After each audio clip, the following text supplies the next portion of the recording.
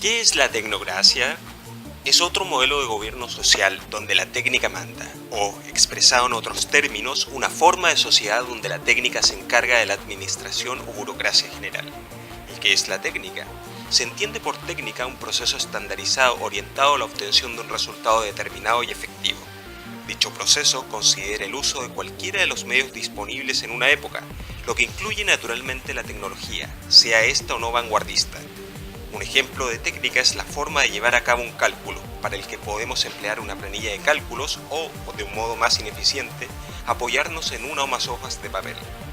Papel de la ciencia, contrario a lo que podría pensarse, es intangible en la tecnocracia y se da en dos niveles, el puramente teórico y el aplicado. La ciencia aplicada es la ciencia que se aboca a la solución de problemas concretos de la humanidad, en este caso los del gobierno tecnocrático. Por su parte, la ciencia teórica es la ciencia propiamente dicha, la que se aboca al conocimiento por el puro apetito de éste. Así, organizadas estas disciplinas en la tecnocracia, se tiene. La técnica gobernante se sirve de la ciencia aplicada para la solución de los problemas que le afectan, siendo ésta lacayo de aquella.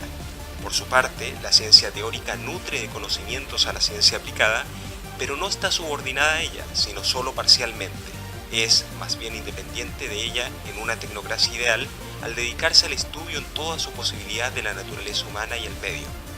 La tecnocracia persigue la erradicación de todo componente irracional en la toma de decisiones, que es, según su manera de ver las cosas, lo que conlleva la iniquidad, la corrupción, el crimen y en definitiva a alejarse de una sociedad que conlleve bienestar y libera al hombre progresivamente con sus avances. Cabe señalar que su concepto de bienestar y liberación se ciñe a su manera de interpretar la realidad, porque, recordemos, se hace ciencia siempre sobre la base de presupuestos. En el caso de nuestra era, el presupuesto en la ciencia oficial es que lo que existe es la materia atómica y nada más, y que solo lo cuantificable puede ser tenido por verificable y luego cierto. Hay mucha confusión en relación a la tecnocracia. Lo más habitual es malentenderla de los siguientes modos. A menudo se cree que la tecnocracia es un gobierno de científicos, pero lo cierto es que el poder está concentrado en los técnicos y en última instancia ellos dirimirán la conveniencia de cambiar el rumbo en orden a los descubrimientos que haga la ciencia sobre la naturaleza humana y lo que es más conveniente para ella. En la tecnocracia ideal, sin embargo, los técnicos no se siguen en la tarea de gobernar y, a pesar de que todo el poder decisorio está en sus manos, tienen siempre presente que hacen lo que hacen por el bienestar de los seres humanos, lo que les lleva a considerar constantemente los conocimientos derivados de la ciencia en relación a ellos como especie. En segundo lugar, se cree que la tecnocracia aspira a una sociedad ultratecnológica, pero esto es más correctamente un resultado de su visión purista, cuando, como se ha dicho, con ella se busca una sociedad de bienestar y avances, donde estos últimos tendrán por consecuencia inevitable el más conveniente y vertiginoso desarrollo tecnológico. Esta acepción es la que pregonan, por lo demás, sus exponentes más modernos del movimiento tecnocrático. Por último, frecuentemente se dice que los gobiernos son secuestrados o ejercidos por tecnócratas. Esto es cierto solo hasta determinado punto. En la medida que el desarrollo queda subyugado, se convierte en una función de la actividad del sistema económico, cualquiera sea su forma: mercantilismo, capitalismo de Estado como el de la extinta Unión Soviética, capitalismo de mercado como el vigente y hasta cuando la propia tecnocracia queda a merced de una administración eficaz de su economía basada en certificados o unidades de energía que reparten los recursos igualitariamente entre los ciudadanos del tecnato, al decir de la tecnocracia de labios del movimiento tecnocrático. Pero como las ideologías y los intereses personalistas todavía pueden redirigir estos esfuerzos puramente racionalistas a favor de ellos, con las injusticias y opresiones que ello implica, y no discutamos aquí su legitimidad o ilegitimidad, se dice entonces que la tecnocracia no es pura y difícil es decirlo si mayoritariamente siquiera.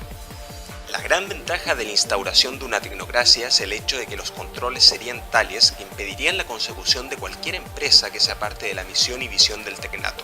Es decir, si el gobierno se ha propuesto la diversificación de la técnica en sus ciudadanos durante 6 años, ninguna tentativa de una persona con influencia o de un colectivo podría, en teoría, subvertir esta directriz. Las injusticias, al menos llevadas a cabo como artimañas o acciones furtivas, no existirían, ni existiría tampoco la guerra en primera instancia. Dentro de las desventajas de la tecnocracia, cuéntense principalmente dos hechos claves.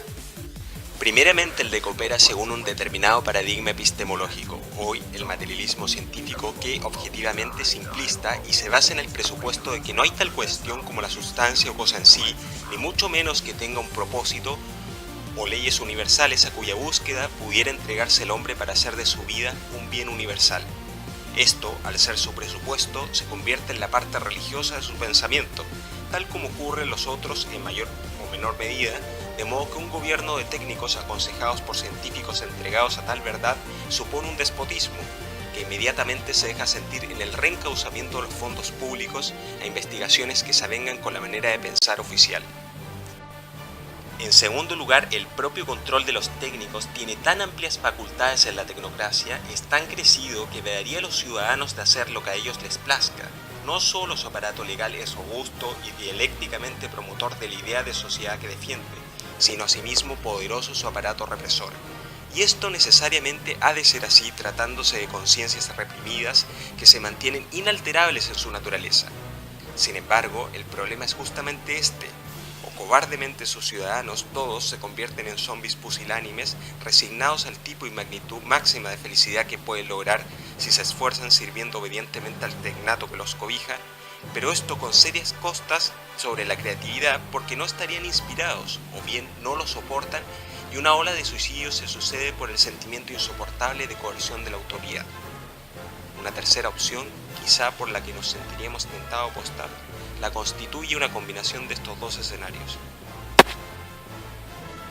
¿Crees tú, acaso aún, que la utopía de una tecnocracia o tan siquiera una tecnocracia mayoritaria es la solución a los problemas más profundos de la cuestión humana? Porque supongamos que erradicamos la guerra, el hambre, la enfermedad, la soberbia y tantos otros males endémicos hasta ahora, ¿ello significa que seremos todos los felices que podemos? Cuando nos han arrebatado la manera de pensar diferentemente, expresar y compartir esto. Comparte este material si crees que constituye un aporte.